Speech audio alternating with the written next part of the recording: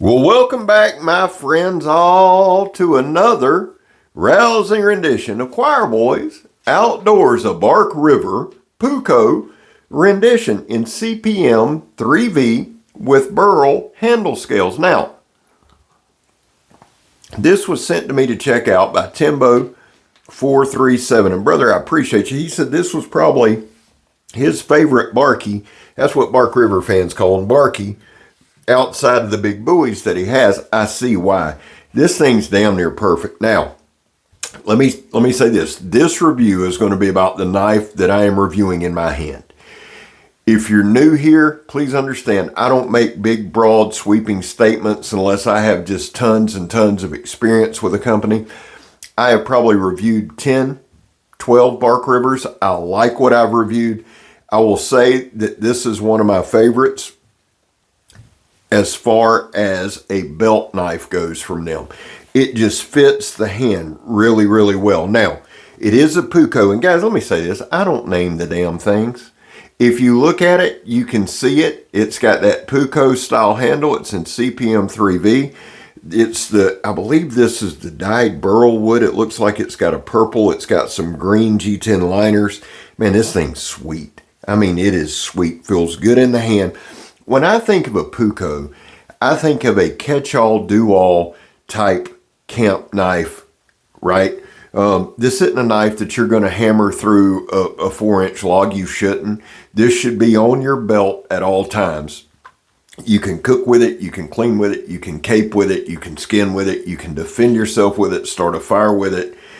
Whatever you need to do in a cutting sense, this knife will do. It is full-tang construction. It does have a lanyard hold. Now, let me go ahead and give you some specs. And again, Timbo, man, thank you so much. This thing just kind of contours to the hand. It's one of those where when you're using it, it just feels like an extension of you. It's very well balanced. Let's get an overall length here. Now, guys, if you're new here, I repeat myself a lot, but I pull my own measurements. So overall length from tip to the very bottom of the pommel is 8 3/4 inches. It looks like we got about a 4 3/8 blade with a 4 1/8 inch cutting edge. Now the handle scales themselves are right at 4 3/8. The inner grip, it's a little bit difficult to do on this one, but it starts at 3 3/4 inches and goes up to 4 3/8. And the reason I say that, this pommel is designed so that you can use it if you need to drop a finger. You can do that. That's 1 inch diameter, 4-ply reinforced sandblast hose. You have no idea how tough that shit is to cut. And every time I cut it, it looks like the knife is struggling, right? It's what you got to break through those 4-ply. Once you get into it, and we're going to do an accordion style cut here, so we didn't just cut it once, cut it several times. Once you break through, you're moving, right? It's just getting through. I find that it's a really good medium. The knife did very, very well on it. We have a blade thickness of 1/8. The handle is contoured. It does have a 90-degree spine, but that stops right above the handle scales. Everything on this handle is contoured and chamfered, and it just feels really, really, really good in hand. You see there that little accordion style. This knife is a knife that I found myself, now, I wanted to do this one yesterday at Kirk's at the outdoor studio, and it rained all day. So I had to make do what I could. I did some at work. I did some at the house today.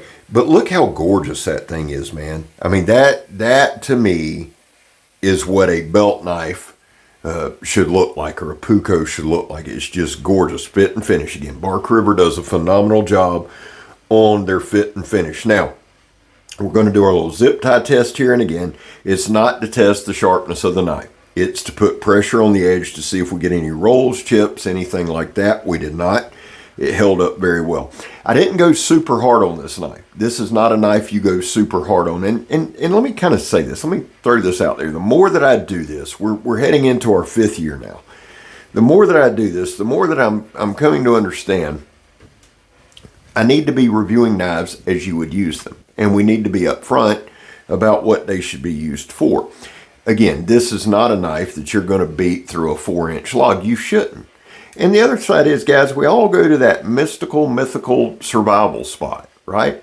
Well, if you are in a survival situation, you're going to take care of your cutting tool because it has to take care of you. People act like they're going to get in a survival situation and chip their way out of a granite holding cell or some shit. That ain't going to happen. You're going to need to make a fire.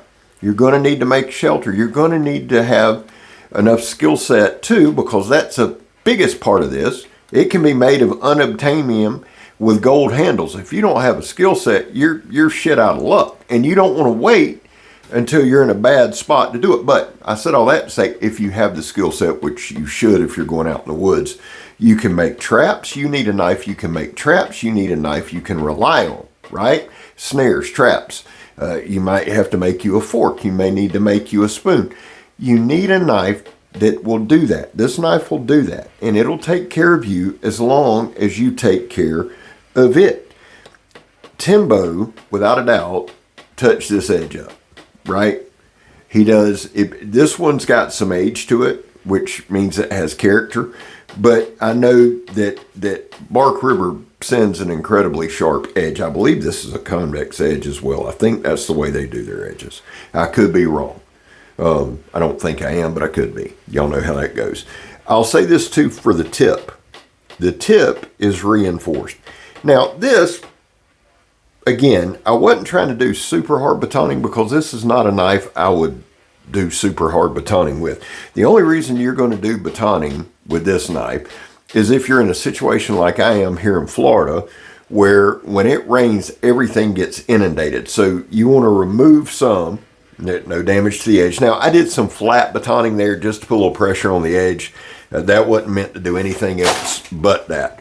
But what I was going to say is, here in Florida, if you're going to baton, it's usually to get to the inner diameter of a stick to get to the dry part. It stays so wet here constantly that's why you would baton. But again, you wouldn't need to do some 4-inch, 5-inch log, right? Hopefully you would have enough foresight and prep and planning to take what you need. The pommel on this is rounded. Let me explain this to you real quick, what I'm going to do with this water hose. Do a couple cuts. I like doing this. It's like we insert the tip of the knife with the blade up, and then we run the length of it. One, it's about controlling the knife. How well is this knife? How well is it controlled? I know I said that wrong, but y'all know what I mean. And does it make clean cuts? Yes. So if you had to do a little skinning, if you had to do a little caping, if something had a little tougher hide, that's kind of why I do that. Is it the best? No, but it's the best we had to work with. Right here, we're doing more of a scoop cut. It's one that I like to do. It just, again, it speaks to the control of the knife, where you're just basically scooping it like you would scoop ice cream. Knife handled very, very well there.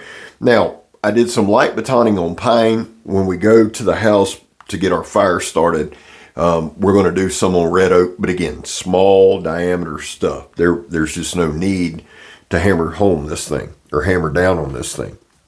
And you can see right there, I could have cut this down by 20 or 30 seconds. What I was going to say is, this is a knife that you enjoy using. And if you're not careful, you'll sit there and I caught myself twice today just outside. This was one of the times here, and that scoop cut was another time where it ran longer, way longer than I'll show on here. But I just kind of got enamored with how well the knife worked. Now, that is a piece of red oak underneath, and we're scraping off some fat wood. We're going to start a fire. I used to do that at the end, but I want to start making it more part of the process, because I want to show you this knife has a good 90-degree spine. The wind never blows until I'm trying to strike a ferro rod. Never. But you see there, it fired up very, very well, and you can see that light or not. If you're not familiar with light or not, you need to be, because that's something that you should have on you. If you got your knife on you, and you should have a little piece of lighter knot. I carry a Bic lighter. I do the ferro rod, obviously, for the knife reviews and stuff like that, and to practice with it. I've been practicing more and more with it, but have you a good Bic lighter, have you some good fat wood, and you're going to be okay. This is that red oak. I just wanted to process a little bit down. If you see the fire there behind me, I've got a little bit of fat wood in it, lighter knot in it. I've got some camphor in it. It rained all day yesterday, so everything in that damn bucket was soaked. So I added some camphor, added some lighter knot to try to burn it up. Now, we're going to get this ready. Now, I want you to pay attention to this right here, real quick.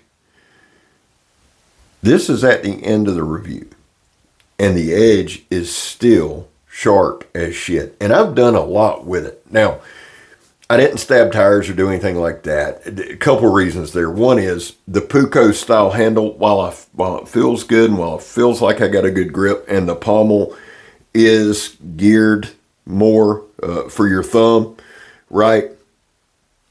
I just didn't want to risk it. And I'm not saying it's slick. I've got a pretty good grip on it, but a Puukko, if you're going to stab, it's probably you're defending yourself or something, that's going to be a lot softer. So didn't feel the need there. Would I carry? Hell yeah. Yeah, this thing is phenomenal, man. It's well balanced. It fits well in hand. It's sharp as shit. It's gorgeous. The leather sheaths that Bark River does are some of the finest around. They do a great job. Guys, listen, I love the knife. Timbo, man, thank you so much. These will be headed back to you this upcoming weekend, probably Thursday. Appreciate you, brother. Listen, guys, there was a time in this country where 22 veterans a day took their own lives. Now, stats are everywhere. That's why here on this channel, we focus on the number 0. Anything over 0 is simply unacceptable. Vets, we love you. Man, you have a place here. That's all that means. Guys, I back the blue. I have to hear it all the time, and that's fine. Back the blue until it happens to you. Well, it's happened to me more than it'll happen to most, unfortunately. I have my reasons. I really do. Finally, if you are an addict, and I am, never quit quitting. Guys, I love y'all. I hope you have a great week. Thank you for tuning in. Appreciate y'all checking it out. The Bark River Puukko, CPM 3V with burl handle scales. Timbo, I appreciate you. I love you. I'm Scab. You're not. I'm gone, fellas. We'll see y'all tomorrow.